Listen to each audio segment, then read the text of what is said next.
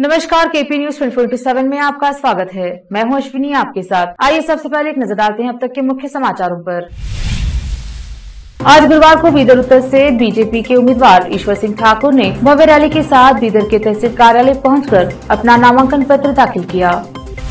कांग्रेस ने नहीं दिया टिकट तो देवेगौड़ा से मिले कांग्रेस नेता मोहिनुद्दीन बाबा, जेडीएस उम्मीदवार के रूप में लड़ेंगे चुनाव। बीजेपी के स्टार प्रचारकों की लिस्ट से तेजस्वी सूर्या का नाम गायब। महाराष्ट्र में खाकी वर्दी पहनेंगे ट्रांसजेंडर, शिंदे सरकार की बड़ी पहल। राहुल गांधी की सजा पर नहीं लगेगी रोक, मानहानि केस में सूरत कोर्ट ने खारिज की अर्जी।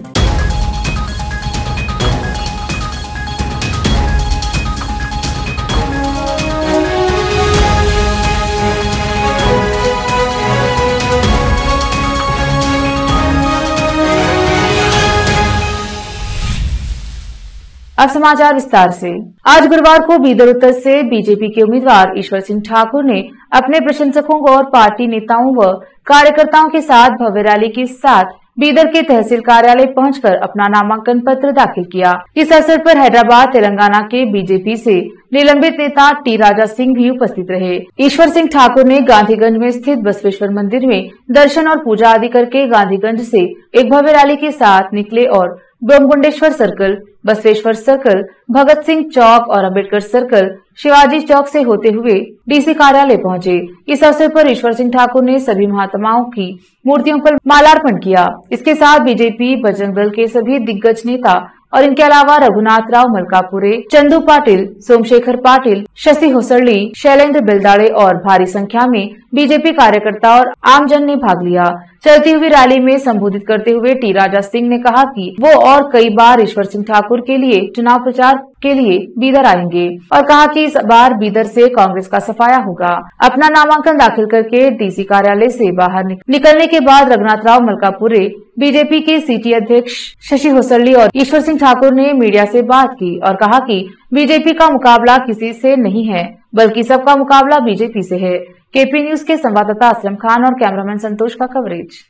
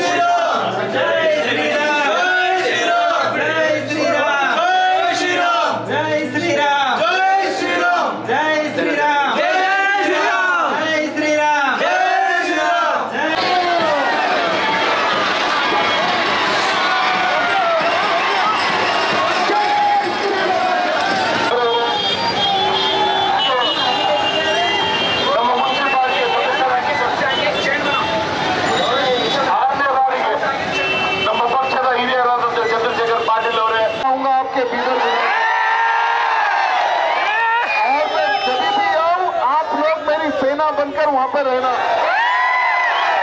रहोगे ना, क्योंकि भारत से कांग्रेस मुक्त हो रही है। हमारे कर्नाटक से भी कांग्रेस को मुक्त करना है, बीदर से भी कांग्रेस को मुक्त करना है, बीदर से भी कांग्रेस को। यहाँ के जो हमारे विधायक ये कोई खान उनको खाना खाने भिजा देना है और हमारे ईश्वर भैया को खट से बीदर विधानसभा में बिठाना है। बिठाओगे ना, क्योंकि बीदर विधानसभा में उनके पास पैसे की ताकत है और यहाँ पर धर्म की ताकत है।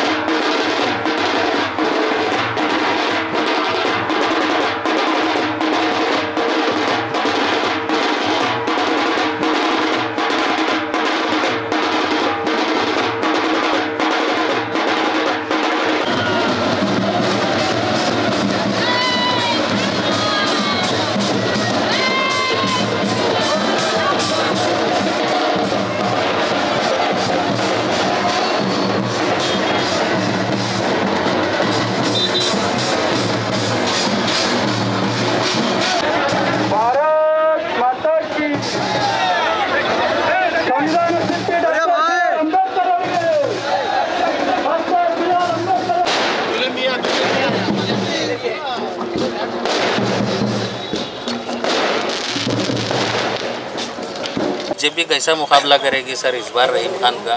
वो बोल रहे हैं कि मुझे कोई हरा नहीं सकता, तो किस तरह आप क्या पॉलिसीज है आपकी इलेक्शन? गत 3 बार रहीम खान एड़ा बन के पेड़ा खा रहा है। लोगों को मालूम हो गया ये एड़ा है, लेकिन लोगों की एड़ा बना के वो पेड़ा खा रहा है। वो एड़ा नहीं है, लोगों को एड़ा बना रहा है। इस बार उनका एड़ा बना के पेड़ा खाने के दिन खत्म हो गए, लोग होशियार हो गए। अब देखो बीदर में हमारे कांग्रेस के एमएलए रहीम खान साहब, कर्नाटक प्रदेश में भारतीय जनता पार्टी का सरकार है, केंद्र में भारतीय जनता पार्टी का सरकार है। अगर हमारे बीदर में भी हमारा नुमाइंदा होता, अगर भारतीय जनता पार्टी का एमएलए होता, तो करोड़ों रुपयों का काम लाकर हमारे बीदर का डेवलपमेंट होता था। लेकिन एक तो हमारा रहीम खान साहब सबके साथ मीठे मीठे बात करते, सबके लोगों की शादी में जाके मीठा मीठा खाना खा लेते, लेकिन काम करने एमएलए क्या करना उनको, उनके बारे में 3 बार एमएलए तो बेचारे को कोई मालूमात ही नहीं है। उनके बेवकूफ़ी की वजह से आज हमारा बीदर बहुत पीछे पड़ रहा है। मैं हमारे बीदर विधानसभा क्षेत्र के पूरे मतबंधों को मैं हाथ जोड़ के विनती करता हूं, इस बार भारतीय जनता पार्टी को एक मौका दो और तुम डेवलपमेंट आजमा के देखो। सर बीजेपी पार्टी के बड़े बड़े नेता जो है कांग्रेस ज्वाइन कर रहे हैं, जगदीश शेट्टर कांग्रेस में आ गए, लक्ष्मण सोटिया के, इसकी वजह क्या है सर? बीजेपी के फिर उधर जा रहे हैं ना नेता। देखो नमक खाने वाला हर आदमी को अपना अपना इच्छा रहता है। देखो जगदीश शेट्टर साहब 6 बार एमएलए बने, लक्ष्मण सोदी साहब एमएलए को हार गए, तो भी उनको हम डिप्टी सीएम बनाए। पार्टी की तरफ से तो कोई गलती नहीं हुआ। ಬೀದರ್ ವಿಧಾನಸಭಾ ಕ್ಷೇತ್ರದ ಇಂದು ನಮ್ಮ ಅಭ್ಯರ್ಥಿಯಾಗಿರುವಂಥ ಸತತ 3 ದಶಕಗಳ ಕಾಲ ಹಿಂದೂ ಹೋರಾಟಗಾರರು ಅನೇಕ ಸಮಾಜದ ಹೋರಾಟಗಳಲ್ಲಿ ಭಾಗವಹಿಸಿ ತಮ್ಮ ಜೀವನವನ್ನು ಸಮಾಜಕ್ಕಾಗಿ ಸಮರ್ಪಣೆ ಮಾಡಿರುವಂಥ ಒಬ್ಬ ಸಾಮಾನ್ಯ ಕಾರ್ಯಕರ್ತನಿಗೆ ಭಾರತೀಯ ಜನತಾ ಪಕ್ಷ ಇವತ್ತು ಅಭ್ಯರ್ಥಿಯಾಗಿ ಮಾಡಿದೆ। ಬೀದರ್ನಲ್ಲಿ ನಾವು 100ಕ್ಕೆ 100ರಷ್ಟು ಗೆಲ್ತಾ ಇದ್ದೇವೆ।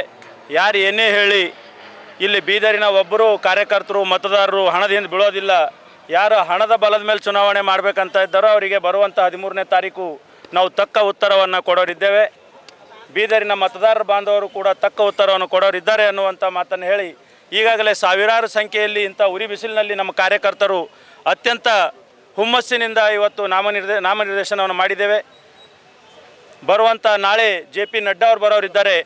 ನಾಳೆ ಇನ್ನೂ ಹೆಚ್ಚಿನ ಸಂಖ್ಯೆಯಲ್ಲಿ ಜನರು ಭಾಗವಹಿಸಿ ಅತ್ಯಂತ ವಿಜೃಂಭಣೆಯ ಒಂದು ರೋಡ್ ಶೋ ನಾಳೆ ಮಾಡಲಿದ್ದೇವೆ। ಬೀದರ್ನ ಎಲ್ಲ ಕಾರ್ಯಕರ್ತರು, ಜನಸಾಮಾನ್ಯರು ರಾಷ್ಟ್ರೀಯ ಅಧ್ಯಕ್ಷರ ಒಂದು ಭವ್ಯವಾದ ಮೆರವಣಿಗೆಯಲ್ಲಿ ಭಾಗವಹಿಸಬೇಕು ಅನ್ನುವಂಥದ್ದನ್ನು ಬೇಡಿಕೆಯನ್ನು ಜನರಲ್ಲಿಟ್ಟು ನಾಳೆ ಮಾಡುವಂಥ ರೋಡ್ ಶೋ ಎದುರಾಳಿಗಳಿಗೆ ತಕ್ಕ ಉತ್ತರ ಮತ್ತು ಎದುರಾಳಿಗಳ उल्टा गिनती चालू आगुत्ते अन्नुवंत मातन्न ई संदर्भदल्लि हेळ्तेवे। भारतीय जनता पार्टी का बहुत सामान्य कार्यकर्ता हूँ और गत 35 वर्षों से बीदर में समाज के हित में मैं काम कर रहा हूँ। हिंदू संगठन के बहुत से जवाबदारी को मैंने अच्छे से निभाया है। मैं हिंदू जागरण मंच का प्रदेश संयोजक रहा, बजरंग दल का प्रदेश संयोजक रहा। बाद में हमारे वरिष्ठों ने कहा कि आपको भारतीय जनता पार्टी का कार्य करना है, तो मैं भारतीय जनता पार्टी का जिला स्तर का जवाबदारी लेकर के पूरे ज़िले में पार्टी को संगठन करने का काम किया और पार्टी ने मुझे विभाग स्तर का जवाबदारी दिया। विभाग स्तर की जवाबदारी देने के बाद हमारे जो विभाग के 4 जिले आते हैं, बीदर, गुलबर्गा रूरल और यादगीर, मैंने रात दिन पार्टी के संगठन को मजबूत करने का काम किया है। सबसे पहला अगर आद्यता मैंने किसी को दिया है तो मेरे पार्टी को मैंने दिया है। तो पार्टी ने मुझे आज मेरी लंबी समय की सेवा को देख करके उन्होंने कहा है कि एक कार्यकर्ता को अगर हम चुनाव खड़ा करेंगे तो जनता के बीच में भी रहेगा, लोगों के बीच में भी रहेगा, लोगों के काम भी करेगा, लोगों के सुख दुख में भी भाग लेगा और संगठन को भी मजबूत करेगा, पार्टी को भी मजबूत करेगा। इस तरह से हमारे पार्टी के वरिष्ठों ने यह मेरे ऊपर विश्वास रख करके आज भारतीय जनता पार्टी का अभ्यर्थी मुझे बनाया है। मैं सबसे पहले मैं अपने पार्लियामेंट्री बोर्ड को और राज्य के कोर कमेटी को मैं धन्यवाद देता हूं। बीजेपी की महिला मोर्चा की राज्य कार्यकारी सदस्य श्रीमती लता शांत कुमार हरकोट हुलसूर ने भारतीय जनता पार्टी की प्राथमिक सदस्यता से इस्तीफा दे दिया। उन्होंने बीजेपी के जिला अध्यक्ष शिवानंद मंथालकर को अपना इस्तीफा सौंप दिया। एक प्रेस मीट आयोजित कर मीडिया कर्मियों को इस संबंध में विस्तार से बताया। बसव कल्याण से केपी न्यूज के संवाददाता समीर शेख की रिपोर्ट। MP ಅವರು ಕೂಡ ನಮ್ಮ ಜೊತೆ ಬಹಳಷ್ಟು ಇರ್ತಾರೇನೋ ಅಂತಕ್ಕಂತ ಭಾವನೆ ಇತ್ತು, ಆದರೂ ಕೂಡ ಅದು ಕೂಡ ನಮಗೆ ನಿರಾಶೆ ಮಾಡಿದ್ದಾರೆ ಅವರು। ಅದಕ್ಕೆ ಇವತ್ತಿನ MLA ಅವರು ಏನು ಮಾಡ್ತಾ ಇದ್ದಾರೆ ಅಂತಂದ್ರೆ ಬಹಳಷ್ಟು ನಾನು ಒಂದು ಮಹಿಳಾ ಪ್ರತಿನಿಧಿ ಆಗಿ ಇಡೀ ಜಿಲ್ಲೆಯಲ್ಲಿ ಒಂದು ಲತಾ ಹರ್ಕೋಡೆ ಅಂತ ಗುರುತಿಸುವಂತ ಕೆಲಸ ಕೂಡ ನನ್ನ ವೈಯಕ್ತಿಕ ವರ್ಚಸ್ ಮೇಲೆ ನಾನು ಮಾಡ್ಕೊಂಡಿದ್ದೀನಿ, ಆದ್ರೆ ನನಗೆ ಯಾವುದೇ ರೀತಿ ಅವರು ನಂಗೆ ಪ್ರೋತ್ಸಾಹ ಕೊಡ್ತಾ ಇಲ್ಲ। ಅದಕ್ಕೆ ಇದಕ್ಕೆ ಬಹಳಷ್ಟು ಮನ ಇಷ್ಟು ನೊಂದು ಇಷ್ಟು ಮನ ನೊಂದಿ ರಾಜೀನಾಮೆ ಕೊಡ್ತಾ ಇದ್ದೀನಿ ಅಂತ ಅನ್ನಕ್ಕೂ ಕೂಡ ಬರ್ತಾ ಇಲ್ಲ, ನನಗೆ ಅಷ್ಟೊಂದು ನೋವಾಗಿದೆ। ನಾನು ಅದಕ್ಕೋಸ್ಕರ ಈ ಪಕ್ಷ ಬೇಡ, ಪಕ್ಷದಿಂದ ನಮಗೆ ಬಹಳಷ್ಟು ಒಂದು MP ಅವರು ಮತ್ತೆ ಸಲಗರ್ ಅವರು ಬಹಳಷ್ಟು ನಮಗೆ ನೋವು ಕೊಟ್ಟಿದ್ದಾರೆ, ಅದಕ್ಕೋಸ್ಕರ ನಾನು ಈ ಪಕ್ಷ ಬಿಡುವಂತ ತಯಾರಿಯನ್ನು ಮಾಡಿದ್ದೇನೆ। ನಾನು ಈ ಪಕ್ಷಕ್ಕೆ ರಾಜೀನಾಮೆ ನಿಮ್ಮ ಎದುರುಗಡೆನೇ ಸಹಿ ಮಾಡಿ ಒಂದು ರಾಜೀನಾಮೆಯನ್ನು ಕೊಡಬೇಕು ಅಂತಕ್ಕಂಥದ್ದನ್ನು ನಾನು ನಿರ್ಧರಿಸಿದ್ದೇನೆ।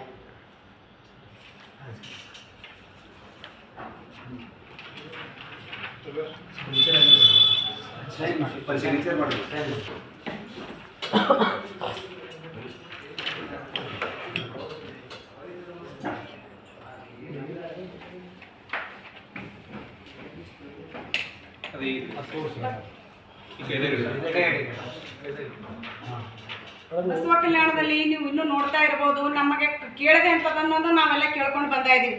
ಒಂದು ಇವತ್ತಿನ ಯುವಕರಿಗೆ ಅವರು ಯಾವುದೇ ದುರುಪಯೋಗ ಮಾಡ್ಕೊತಾ ಇದ್ದಾರೆ, ಕೆಟ್ಟ ಚಟಗಳಿಗೆ ಇಲ್ಲಿ ಬಸವ ಕಲ್ಯಾಣ ತಾಲೂಕಿನಲ್ಲಿ ಬಲಿಯಾಗ್ತಾ ಇದ್ದಾರೆ। ಹಾಗೂ ಗಾಂಜಾ ಜಪ್ತಿ ಆಗಿರ್ಬೋದು, ಮತ್ತೊಂದು ಗಾಂಜಾ ಜಪ್ತಿ ಆಗಿರೋದು, ಪಿಸ್ತೂಲ್ ಜಪ್ತಿ ಆಗಿರ್ಬೋದು, ಇಂಥ ಇದರಲ್ಲಿ ನಮ್ಮ ಮಹಿಳೆಯರು ಓಡಾಡೋದು ಕೂಡ ಬಹಳ ಕಷ್ಟ ಆಗ್ತದೆ ಮುಂದಿನ ದಿನಗಳಲ್ಲಿ। ಬಸವ ಕಲ್ಯಾಣದಲ್ಲಿ ಒಂದು ಅನುಭವ ಮಂಟಪ ಆಗ್ತಾ ಇದೆ, ಟೂರಿಸಂ ಪ್ಲೇಸ್ ಆಗ್ತಾ ಇದೆ, ಇದು ಎಲ್ಲ ಮುಂದಿನ ದಿನಗಳಲ್ಲಿ ಜಾಸ್ತಿ ಆದರೆ ನಮ್ಮ ಬಸವ ಕಲ್ಯಾಣಕ್ಕೆ ಹಾನಿ ಆಗ್ತದೆ, ನಮ್ಮ ಇಡೀ ಜಿಲ್ಲೆಗೆ ಹಾನಿ ಆಗ್ತದೆ। ಅದಕ್ಕೋಸ್ಕರ ನಾನು ಒಂದು ಈ ಶಾಸಕರ ವಿರುದ್ಧ ಮನನೊಂದು ನಾನು ಇವತ್ತು ರಾಜೀನಾಮೆ ಪತ್ರವನ್ನು ನಿಮ್ಮೆಲ್ಲರ ಸಮ್ಮುಖದಲ್ಲಿ ನಾನು ರಾಜ್ಯಕ್ಕೆ ಕಳಿಸ್ತಾ ಇದ್ದೀನಿ। कर्नाटक में 10 मई को विधानसभा चुनाव होने हैं। सूबे में तेजी से सियासी समीकरण बदल रहे हैं। टिकट बंटवारों को लेकर राजनीतिक दलों में उठापटक तेज है। जिन्हें टिकट नहीं मिला वो नई राह तलाश कर रहे हैं, जिन्हें टिकट मिल गया है वो चुनाव की तैयारियों में जुट गए हैं। ऐसे में जब कांग्रेस नेता मोइनुद्दीन बावा को उनकी पार्टी ने टिकट नहीं दिया तो वह जेडीएस प्रमुख और पूर्व प्रधानमंत्री से मिलने लगे। मोइनुद्दीन बावा गुरुवार को HD देवेगौड़ा से मिले। इस दौरान उन्होंने चुनाव को लेकर बात की। इस मुलाकात के बाद सामने आया कि वह जेडीएस उम्मीदवार के रूप में चुनाव लड़ेंगे। बीजेपी ने अपने सबसे प्रमुख युवा चेहरों में से एक तेजस्वी सूर्या को आगामी कर्नाटक विधानसभा चुनाव के लिए स्टार प्रचारकों की सूची में जगह नहीं दी है। बुधवार को जारी इस लिस्ट में सूर्या का नाम न होने से राज्य की राजनीति में उनकी भूमिका और प्रभाव पर सवाल उठ रहे हैं। 30 वर्षीय सूर्या बीजेपी की युवा शाखा के अध्यक्ष और बेंगलुरु दक्षिण से सांसद हैं। उन्हें पार्टी के हिंदुत्व एजेंडे के मुखर समर्थक और विपक्षी दलों विशेषकर कांग्रेस की आलोचना के लिए जाना जाता है। सूर्या हाल के महीनों में एक ऐसी घटना को लेकर तीखी आलोचना का शिकार हुए जब उन्होंने टेक ऑफ से पहले एक गलती से विमान का आपातकालीन एग्जिट डोर खोल दिया। हालांकि बीजेपी सूत्रों का कहना है कि सूर्या का स्टार प्रचारकों की लिस्ट में नाम न होना किसी नकारात्मक दृष्टिकोण का संकेत नहीं है। बीजेपी के एक अधिकारी ने कहा, बल्कि यह उनके निर्वाचन क्षेत्र और उनके संगठनात्मक कार्यों पर ध्यान केंद्रित करने का एक रणनीतिक फैसला है। आंध्र प्रदेश के कड़पा जिले में एक सड़क दुर्घटना में 10 लोग घायल हो गए। यह हादसा जिले के गुड़ीपाड़ू इलाके के पास कड़पा कर्नूल राष्ट्रीय राजमार्ग पर हुआ। निजी ट्रैवल बस अनियंत्रित होकर खेत में जा गिरी। इस हादसे में 10 लोग घायल हो गए और उन्हें इलाज के लिए अस्पताल में भर्ती कराया गया। घायल बस हैदराबाद से तिरुपति जा रही थी। महाराष्ट्र सरकार ने बम्बई उच्च न्यायालय को बताया कि उसने भगोड़े आभूषण व्यापारी नीरव मोदी के रायगढ़ जिले में अलीबाग बीच के पास बने अवैध बंगले को गिराने का आदेश दिया है। सरकारी वकील PB काकड़े ने मुख्य न्यायाधीश नरेश पाटिल और न्यायमूर्ति MS कार्णी की पीठ को गुरुवार को बताया कि उस इलाके में राज्य और तटवर्ती क्षेत्र के नियमों का उल्लंघन कर बनाई गई 58 अन्य निजी इमारतों को भी ढहाने का नोटिस भेज दिया गया है। उन्होंने पीठ के पुराने आदेश के अनुपालन के संबंध में अदालत को यह जानकारी दी। गौरतलब है कि पीठ ने सरकार को यह बताने का निर्देश दिया था कि वह अलीबाग में बीच के किनारे बनी अवैध संपत्तियों के खिलाफ क्या कार्यवाही कर रही है। लेते हैं छोटा सा ब्रेक, जल्द लौटेंगे ब्रेक के बाद।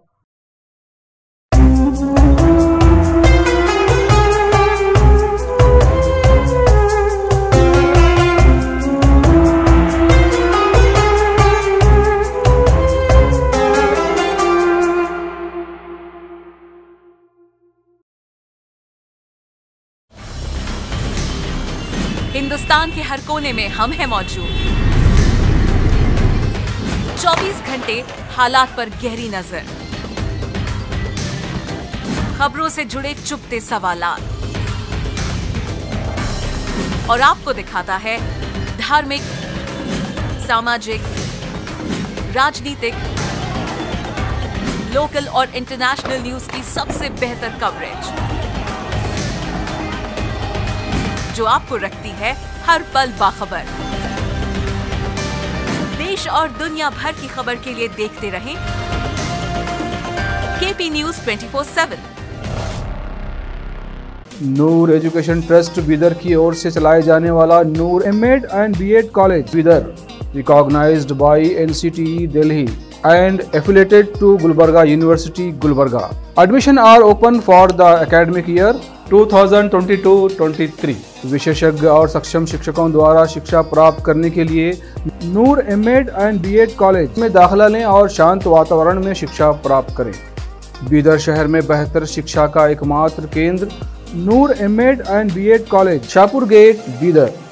Phone numbers 9945283920, 8482221297। सैर तफरी और मनोरंजन करने के शौकीनों के लिए एक सुनहरा अवसर। शहर बीदर में पहली बार आ गया आपके दिलों को लुभाने वाला और भरपूर आनंद देने और मनोरंजन करने वाला fun and fair Disneyland exhibition Bidar के गुम्पा रोड पर 20 मार्च से जारी है और अप्रैल के पूरे महीने ये एग्जीबिशन रहेगी। हर दिन शाम 5 बजे से रात 10 बजे तक घूमिए। इस एग्जीबिशन में विभिन्न प्रकार के आकर्षक चीजें देखने को मिलेंगी और साथ में है रोबोटिक एनिमल शो। इसके अलावा break dance, long tower, dragon train, octopus, merry go round, water boating के अलावा कई हॉरर शो। महिलाओं के लिए चूड़ियों, चप्पलों और ज्वेलरी के अलावा शॉपिंग की दुकानें उपलब्ध हैं। इसके अलावा खाने पीने की चीजों के शॉप्स भी उपलब्ध हैं। बच्चे, बड़े, बुजुर्ग, महिलाएं और पुरुष सभी इस एग्जीबिशन का आनंद उठा सकते हैं। जल्दी कीजिए और इस सुनहरी मौके से लाभ उठाइए। आइए और देखिए fun and fair Disneyland exhibition, साथ में रोबोटिक एनिमल शो। इस शानदार एग्जीबिशन में यहाँ की चीजों को देखने और आनंद लेने के लिए आप अपने पूरे परिवार और अपने नन्हे मुन्नों के साथ चले आइए। एड्रेस गुम्पा रोड, बिसाइड बिग बाजार, opposite BVB college, Bidar.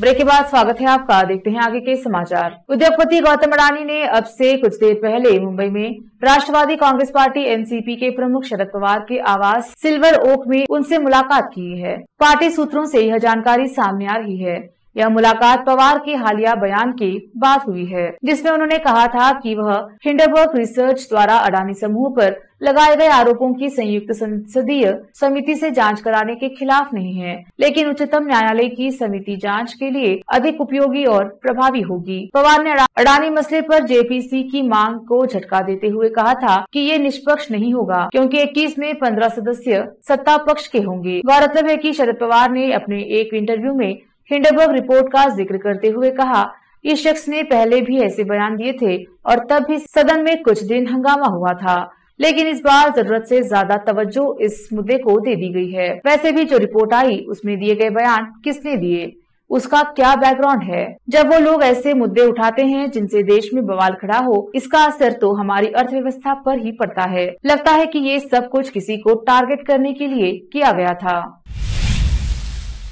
Supreme court और बॉम्बे हाई कोर्ट के अलग अलग फैसलों के बाद अब ट्रांसजेंडरों को भी समाज की मुख्य धारा में लाने का काम किया जा रहा है। महाराष्ट्र सरकार ने मार्च माह में बॉम्बे हाई कोर्ट को सूचित किया था कि वह अपने सभी विभागों को ट्रांसजेंडर व्यक्तियों को नौकरियों और शैक्षणिक संस्थानों में आवेदन करने के लिए थर्ड जेंडर के विकल्प को शामिल करने का निर्देश देगी। इसमें कांस्टेबल और ड्राइवर के पदों के लिए ट्रांसजेंडरों के लिए शारीरिक मानक भी शामिल होंगे। इसके बाद महाराष्ट्र पुलिस में ट्रांसजेंडरों के आवेदन स्वीकार किए जा रहे हैं। मुंबई पुलिस कांस्टेबल और ड्राइवर के पदों के लिए आवेदन स्कैन कर रही है। महाराष्ट्र की निकिता मुखियादल पिंपरी चिंचवड नगर निगम में सिक्योरिटी गार्ड की नौकरी करती हैं, लेकिन अब वह इससे एक कदम आगे बढ़ते हुए पुलिस वर्दी पहनने की इच्छा रखती हैं।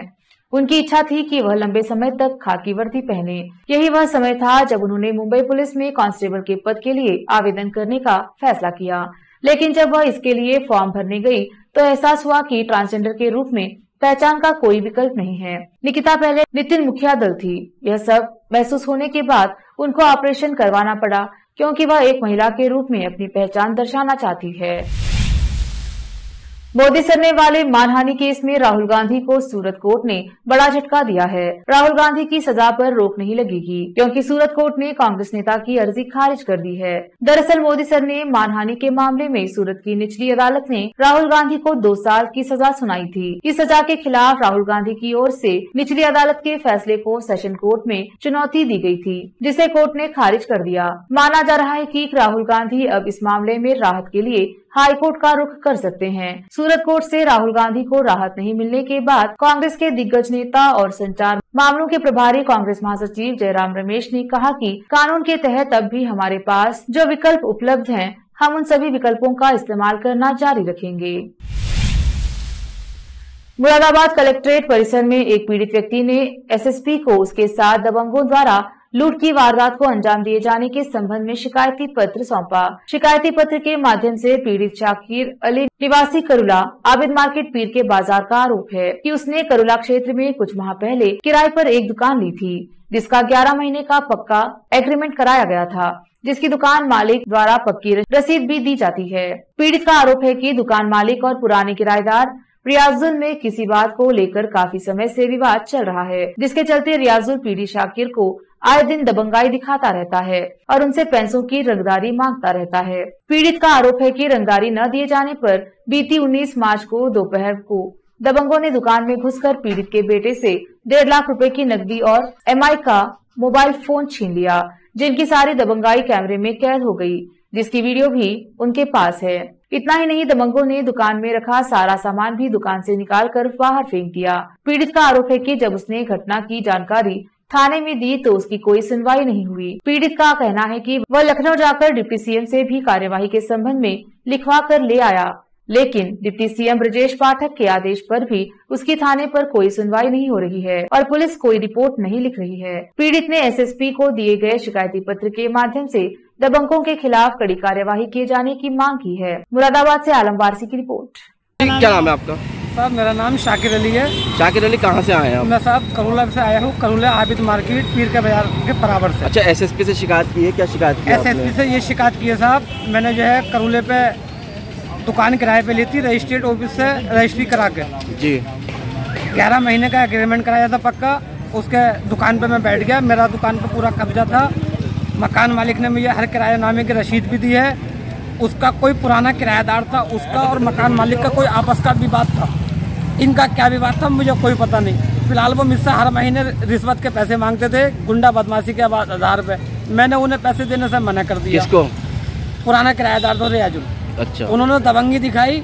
मेरी दुकान पे मेरा बेटा बैठा था और दुकान पे आगे दिन के 11:30 बजे। कब की घटना है ये 19 दिन की घटना है, 19 मार्च की। 19 मार्च की। फिर क्या हुआ? तो मैंने जो है अपने बेटे को 1,20,000 रुपये की पेमेंट किसी पार्टी को देने के लिए घर से भेजी थी और कुछ दुकानदारी थी, लगभग 1.5 लाख रुपये का कैश था। वो उन्होंने आने के बाद में सबसे पहले मेरे बेटे को मारा, मारने के बाद में वो कैश छीना और कैश छीन के एक MI का मोबाइल था, MI का मोबाइल छीना और गुंडागर्दी के बल पे मेरा कुछ सामान निकाल के बाहर को फेंक दिया और कुछ मेरा माल अभी दुकान में बंद है और मैं 1 महीने से दर की ठोकरें खाते हुए। थाने पे गए थे आप? मैं थाने गया, थाने में मेरी कोई सुनवाई नहीं हुई। मैंने कप्तान साहब के यहाँ भी एप्लीकेशन दी, लखनऊ ब्रजेश पाठक जी के यहाँ से भी मैं एप्लीकेशन लिखवा के लिया है, वहाँ से जो है डायरेक्ट। तो कोई कार्रवाई नहीं हुई अभी? कोई कार्रवाई नहीं हुई। वहाँ से उन्होंने भी लिख के दे दिया कि इनके रफे दर्ज करी जाए। कितने लोग थे वो? वो लगभग 14 से 15 आदमी लोग थे, पिकअप में भर के आए थे। अच्छा। और वो लोग सब CCTV कैमरे में कैद हैं, मेरे पास वीडियो भी हंगी उनकी, और जो वो पैसा कैश उठा के लेके गए वो भी सब कैमरे में कैद। पुलिस क्या कहती है इसमें? पुलिस ये कहती है कि मैं चोरी की घटना तो लिख सकता हूँ मगर डकैती की घटना लिखूंगा। दिन के 11:30 बजे की घटना तो चोरी कैसे हो जाएगी? ये डकैती नहीं है तो आप क्या चाहते हैं इसमें? मैं ये चाहता हूँ कि ये जो है सही तरीके से इन पर कार्रवाई हो। इन्होंने जो बदमाशी दिखाई है, गुंडागर्दी करी है, जो मेरा कैश लूटा है, उसकी जो है मेरी रपट लिखी जाए। लेते हैं छोटा सा ब्रेक, जल्द लौटेंगे ब्रेक के बाद।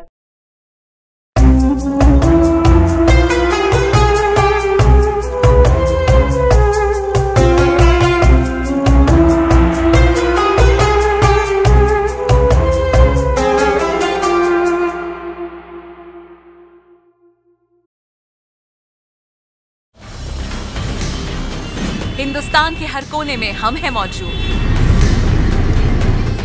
24 घंटे हालात पर गहरी नजर, खबरों से जुड़े चुपते सवालात, और आपको दिखाता है धार्मिक, सामाजिक, राजनीतिक, लोकल और इंटरनेशनल न्यूज की सबसे बेहतर कवरेज, जो आपको रखती है हर पल बाखबर। देश और दुनिया भर की खबर के लिए देखते रहें KP news 24/7। Noor education trust Bidar की ओर से चलाए जाने वाला Noor MEd and BEd college Bidar, recognised by NCTE Delhi and affiliated to Gulbarga University, Gulbarga. Admission are open for the academic year 2022-23. विशेषज्ञ और सक्षम शिक्षकों द्वारा शिक्षा प्राप्त करने के लिए नूर एमएड एंड बीएड कॉलेज में दाखिला लें और शांत वातावरण में शिक्षा प्राप्त करें। बीदर शहर में बेहतर शिक्षा का एकमात्र केंद्र Noor MEd and BEd college, Shahpur gate, Bidar. Phone numbers 9945283920, 8482221297। सैर तफरी और मनोरंजन करने के शौकीनों के लिए एक सुनहरा अवसर। शहर बिदर में पहली बार आ गया आपके दिलों को लुभाने वाला और भरपूर आनंद देने और मनोरंजन करने वाला fun and fair Disneyland exhibition. Bidar के गुम्पा रोड पर 20 मार्च से जारी है और अप्रैल के पूरे महीने ये एग्जीबिशन रहेगी। हर दिन शाम 5 बजे से रात 10 बजे तक घूमिए। इस एग्जीबिशन में विभिन्न प्रकार के आकर्षक चीजें देखने को मिलेंगी और साथ में है रोबोटिक एनिमल शो। इसके अलावा break dance, long tower, dragon train, octopus, merry go round, water boating के अलावा कई हॉरर शो। महिलाओं के लिए चूड़ियों, चप्पलों और ज्वेलरी के अलावा शॉपिंग की दुकानें उपलब्ध हैं। इसके अलावा खाने पीने की चीजों के शॉप्स भी उपलब्ध हैं। बच्चे, बड़े, बुजुर्ग, महिलाएं और पुरुष सभी इस एग्जीबिशन का आनंद उठा सकते हैं। जल्दी कीजिए और इस सुनहरी मौके से लाभ उठाइए। आइए और देखिए fun and fair Disneyland exhibition, साथ में रोबोटिक एनिमल शो। इस शानदार एग्जीबिशन में यहाँ की चीजों को देखने और आनंद लेने के लिए आप अपने पूरे परिवार और अपने नन्हे मुन्नों के साथ चले आइए। एड्रेस गुम्पा रोड, बिसाइड बिग बाजार, अपोजिट बीवीबी कॉलेज, बीदर।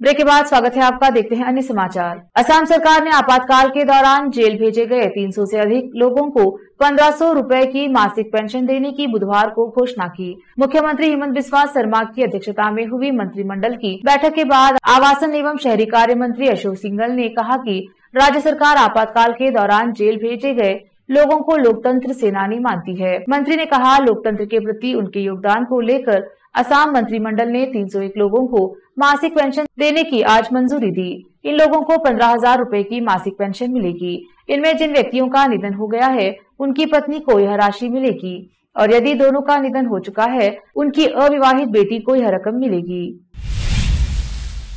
शादी में आजकल कुछ अलग ही ट्रेंड चल रहा है। सभी अपनी शादी को यूनिक और यादगार बनाने में कोई कसर नहीं छोड़ना चाहते हैं। ऐसा ही मामला बिहार के समस्तीपुर में देखने को मिला। दरअसल एक दूल्हा अपनी शादी में कुरकुरे से सजी कार को लेकर बारात में पहुंचा। वही कुरकुरे से सजी कार को देख लोग अचंभित रह गए। इस दौरान लोगों ने वीडियो बनाकर सोशल मीडिया पर वायरल कर दिया। फिलहाल कुरकुरे से सजी कार का वीडियो सोशल मीडिया पर काफी सुर्खियां बटोर रहा है।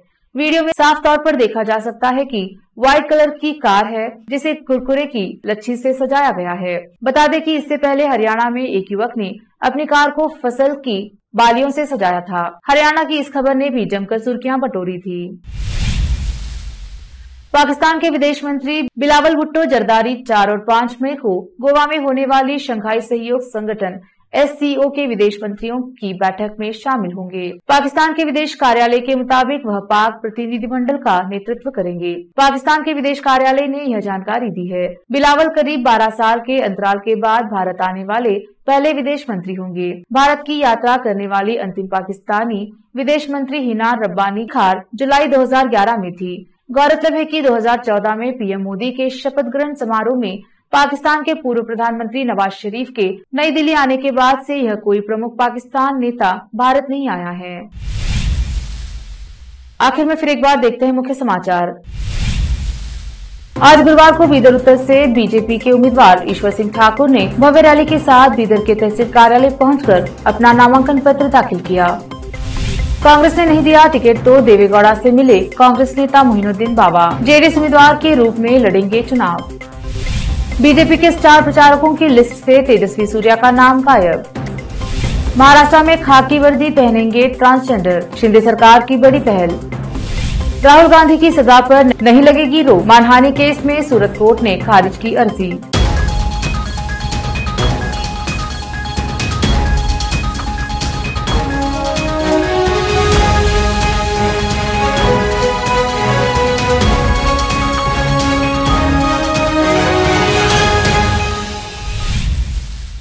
केपी न्यूज में अब तक के लिए इतना ही। देश प्रदेश के समाचारों के लिए देखते रहिए केपी न्यूज 24/7। धन्यवाद।